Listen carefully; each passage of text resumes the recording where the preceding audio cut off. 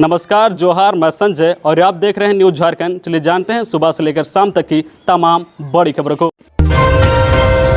झारखंड में 1932 खतियान की पहचान। मुख्यमंत्री हेमंत सोरेन की अध्यक्षता में बुधवार को हुई कैबिनेट की बैठक में झारखंड में स्थानीय निवासी की परिभाषा, पहचान एवं परिणामी लाभों के लिए विधेयक 2022 के गठन के प्रस्ताव को मंजूरी दी गई। इसके तहत जिनके पूर्वजों का नाम 1932 के सर्वे खतियान में है उन्हें ही स्थानीय माना जाएगा। वही भूमिहीन या वैसे लोग जिनका खतियान पठित नहीं है उनके लिए ग्राम सभा से स्थानीयता की पहचान होगी। राज्य में लंबे अरसे से 1932 के खतियान आधारित स्थानीय व नियोजन नीति लागू करने की मांग हो रही थी। अब इस विधेयक को विधानसभा में पारित कराने के बाद 9वीं अनुसूची में शामिल करने के लिए केंद्र सरकार को भेजा जाएगा। सरकार अब इस विधेयक को पारित कराने के लिए विधानसभा का विशेष सत्र बुलाने की तैयारी में जुट गई है। सूत्रों के अनुसार अगले हफ्ते विशेष सत्र आहूत करने की तैयारी की जा रही है। इस विशेष सत्र में 1932 खतियान आधारित स्थानीयता नीति संबंधित विधेयक और ST SC OBC का आरक्षण बढ़ाने संबंधित विधेयक को पारित कराया जाएगा। विधानसभा से पारित कराने के बाद दोनों विधेयकों को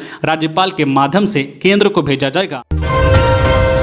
आंगनबाड़ी सेविका व सहायिका के बढ़े हुए मानदेय पर मुहर लगी। कैबिनेट ने आंगनबाड़ी सेविका एवं सहायिका के चयन, मानदेय व शर्तों संबंधित नियमावली को स्वीकृति दे दी है। नियमावली के तहत अब आंगनबाड़ी सेविकाओं को 9,500 रुपये व आंगनबाड़ी सहायिकाओं को 4,750 रुपये प्रतिमाह मानदेय मिलेगा। आंगनबाड़ी सेविकाओं की प्रतिमाह मानदेय राशि में केंद्र सरकार की ओर से क्रमशः 2700 रुपये व राज्य सरकार की ओर से क्रमशः 6800 रुपये की साझेदारी रहेगी। आंगनबाड़ी सहायिकाओं को केंद्र सरकार की ओर से क्रमशः 1350 रुपये एवं राज्य सरकार की ओर से क्रमशः 3400 रुपये की साझेदारी का प्रावधान किया गया है। सरकार सभी आंगनबाड़ी कर्मियों का भविष्य निधि खाता खोलते हुए मानदेय का 6% राशि अलग से जमा कराएगी। अब आंगनबाड़ी कर्मियों को भी अनुकंपा के लाभ का प्रावधान किया गया है।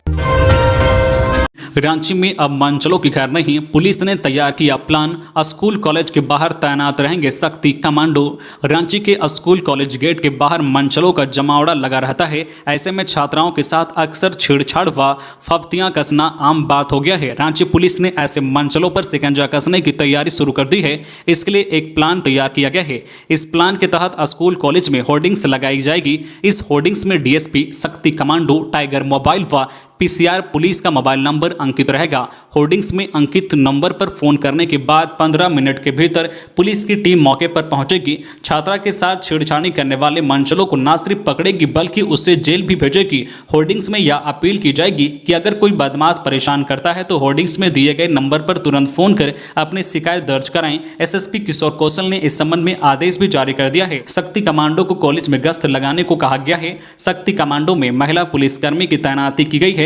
तैनाती जो है महिला पुलिसकर्मियों को निर्धारित स्कूल व कॉलेज में सघन गश्ती लगाने का निर्देश दिया गया है। उनसे कहा गया है कि परेशानी होने पर PCR पुलिस की भी मदद लें। 3 दिवसीय पल्स पोलियो अभियान का शुभारंभ। 3 लाख से अधिक बच्चों को खुराक पिलाने का लक्ष्य।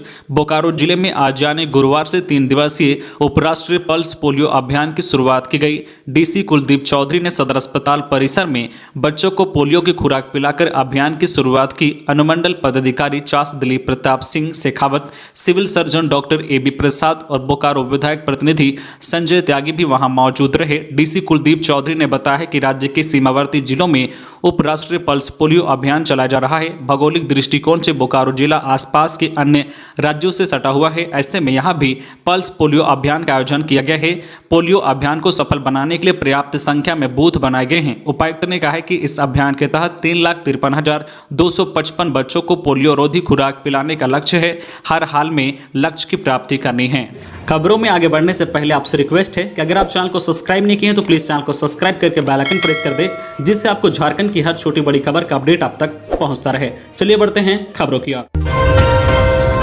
1932 स्थानीय नीति समस्त झारखंड वासियों के लिए ऐतिहासिक सौगात। डॉक्टर शुभेंद्र महतो। झारखंड सरकार द्वारा 1932 खतियान आधारित स्थानीय नीति कैबिनेट से पारित किए जाने पर सरायकेला खार समाज जिला झारखंड मुक्ति मोर्चा परिवार ने मुख्यमंत्री हेमंत सोरेन का धन्यवाद ज्ञापन किया है। साथ ही इस ऐतिहासिक क्षण पर समस्त झारखंड वासियों को बधाई दी है।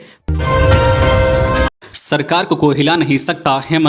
मुख्यमंत्री हेमंत सोरेन ने फिर दोहराया है कि उनकी सरकार को कोई हिला नहीं सकता। इसके साथ ही उन्होंने राज्य के लोगों को भरोसा दिया है कि उनकी सरकार हर वर्ग के साथ न्याय करेगी। मुख्यमंत्री ने यह बातें कैबिनेट के फैसले के बाद प्रोजेक्ट भवन में उनके अभिनंदन के लिए जुटे लोगों को संबोधित करते हुए कही। मुख्यमंत्री ने कहा है कि कई संगठन या संघ के लोग अपनी मांगों को लेकर उनके पास आ रहे हैं, किसी को चिंता करने की जरूरत नहीं है, सभी ने अपनी मांगों को पूरा करने की जिम्मेदारी उन्हें दी है। उन्होंने सभी को आश्वस्त करते हुए कहा है कि उनकी सरकार हर वर्ग के साथ न्याय करेगी। उन्होंने कहा है कि उनकी सरकार को कोई डिगा नहीं सकता है। विपक्ष राज्य के वातावरण में दूषित हवाएं फैलाने का प्रयास कर रहा है, इससे राज्य कर्मियों को इस सरकार के गिरने का डर सता रहा है। सभी को लग रहा है कि उनका काम पहले हो। उन्होंने स्पष्ट किया है कि उनके लिए हर व्यक्ति एक समान है, कोई आगे पीछे नहीं। उन्हें सभी की चिंता है, हर काम समय पर पूरी कार्य योजना के साथ किए जाते रहेंगे। उन्होंने सभी विभागों को उलझी हुई चीजों को जल्द से जल्द सुलझाकर राज्य के विकास की गति को तेज करने का निर्देश दिया है। उन्होंने राज्य के लोगों को हिंदी दिवस पर कैबिनेट के फैसले की सौगात देकर अपनी शुभकामनाएं दी हैं। मालगाड़ी की चपेट में आने से सिग्नल मैन की मौत, अस्पताल में उमड़ी लोगों की भीड़। लातेहार जिला के बरकाकाना बरवाडी रेलखंड के कुमंडी पुल संख्या 229 के रेलवे ट्रैक के पास मालगाड़ी की चपेट में आने से सिग्नल मैन की घटनास्थल पर ही मौत हो गई। मृतक की पहचान विशुनपुर गांव निवासी स्वर्गीय लव कुमार पांडे के पुत्र राकेश कुमार पांडे उम्र 35 वर्षीय के रूप में की गई है। बताया जा रहा है कि बुधवार की रात 12 बजे सिग्नल मैन राकेश कुमार पांडे कुमंडी पुल संख्या 229 के रेलवे ट्रैक के पास सिग्नल फेल रहने पर ट्रैक पर काम कर रहा था। अचानक इस लाइन से मालगाड़ी गुजरने के दौरान इसकी चपेट में आने से युवक की मौत हो गई। स्थानीय ग्रामीणों के द्वारा गुरुवार की सुबह रेलवे ट्रैक पर शव होने की सूचना आरपीएफ पुलिस को दी गई। आरपीएफ की टीम घटनास्थल पर पहुंचकर रेलवे ट्रैक से शव को हटाया गया, जिसके बाद रेल परिचालन सामान्य हो सका। इसकी सूचना लातेहार वासियों को मिलते ही शव को देखने के लिए सदर अस्पताल लातेहार में भीड़ उमड़ गई। विदेश में झंडा गाड़कर लौटी हजारीबाग की बिटिया रक्षा, गोल्ड मेडल जीता, अंतर्राष्ट्रीय स्तर पर नाम किया रोशन। लगन और कड़ी मेहनत से अगर प्रयास किया जाए तो कामयाबी कदम चूमती है, यह साबित कर दिखाया है हजारीबाग की रक्षा गोस्वामी ने। उन्होंने दक्षिण कोरिया में आयोजित ओपन ताइक्वांडो प्रतियोगिता में गोल्ड मेडल जीता है। अपनी जीत से वह काफी उत्साहित है। दक्षिण कोरिया में आयोजित ओपन ताइक्वांडो चैंपियनशिप में हजारीबाग की बेटी रक्षा गोस्वामी ने गोल्ड मेडल जीता है। पदक जीतकर लौटने पर उनका जोरदार स्वागत किया गया। रक्षा गोस्वामी हजारीबाग के बरकट्ठा प्रखंड के बंडा सिंघा गांव की रहने वाली है। सरयू राय ने भ्रष्टाचार के खिलाफ खोला मोर्चा। जमशेदपुर पूर्वी के विधायक सरयू राय ने कहा है कि 11 अक्टूबर 2022 को रांची में एक भ्रष्टाचार विरोधी प्रतिनिधि सम्मेलन आयोजित किया जाएगा। इसमें झारखंड के प्रत्येक विधानसभा क्षेत्र से कम 5 प्रतिनिधि भाग लेंगे। सम्मेलन में भ्रष्टाचार विरोधी दीर्घकालीन अभियान चलाने के लिए कार्यक्रम तय किए जाएंगे। जमशेदपुर में प्रेस वार्ता में उन्होंने यह जानकारी दी। सरयू राय ने कहा कि आज भी भ्रष्टाचार, खासकर राजनीतिक भ्रष्टाचार चरम पर है। समस्त जनजीवन और शासकीय व्यवस्था हर स्तर पर इससे आक्रांत है। समाज में उत्पन्न समस्त कठिनाइयों की जड़ में आर्थिक राजनीतिक भ्रष्टाचार का प्रभाव है। व्यवस्था में हो रही गिरावट को रोकने के लिए भ्रष्टाचार के विरुद्ध आवाज उठाने की जरूरत है। आमजन, खासकर युवा वर्ग को इससे जोड़ने की जरूरत महसूस हो रही है। इसी को ध्यान में रखते हुए सम्मेलन आयोजित किया जाएगा। रामगढ़ में नदियों का जलस्तर बढ़ा, जिला प्रशासन हुआ अलर्ट। झारखंड के रामगढ़ जिले में पिछले 48 घंटों से लगातार बारिश हो रही है, जिसके कारण पतरातू डैम, दामोदर नदी, भैरवी नदी और नलकारी नदी का जलस्तर बढ़ा हुआ है। भारी बारिश के बाद बाढ़ की हालत पैदा हो गए हैं, जिसके कारण जिला प्रशासन हाई अलर्ट पर है। राज्य में बीते 48 घंटे से लगातार बारिश हो रही है, जिसके कारण रामगढ़ जिले की ज्यादातर नदियों का जलस्तर बढ़ गया है, जिसमें पतरातू डैम, दामोदर नदी, भैरवी नदी और नलकारी नदी उफान पर है। इसको लेकर रामगढ़ एसपी पीयूष पांडे ने बताया कि पतरातू डैम और रजरप्पा मंदिर में भारी मात्रा में श्रद्धालु और पर्यटक पहुंचते हैं, लेकिन हालातों के कारण दोनों स्थानों पर खतरा बना हुआ है। उन्होंने बताया कि भारी बारिश के कारण यहां पहुंचने वाले लोग अक्सर रोमांच के चक्कर में नदियों में बह जाते हैं, जिसके कारण पतरातू और रजरप्पा में कई दुर्घटनाएं हो चुकी हैं। उन्होंने लोगों से अपील की है कि वे जलाशयों से खिलवाड़ ना करें, नदियों से दूर रहें और सबसे बड़ी बात कि बाढ़ के पानी में ना घुसे या उनके जीवन के लिए खतरनाक हो सकता है। जिला प्रशासन अपने तरीके से हर जगह पर निगरानी रख रहा है। जेपीएससी के अध्यक्ष पद पर डॉक्टर नीलिमा केरकेटा की नियुक्ति पर लगी मुहर, महाराष्ट्र की डर की रह चुकी है आईएएस अफसर।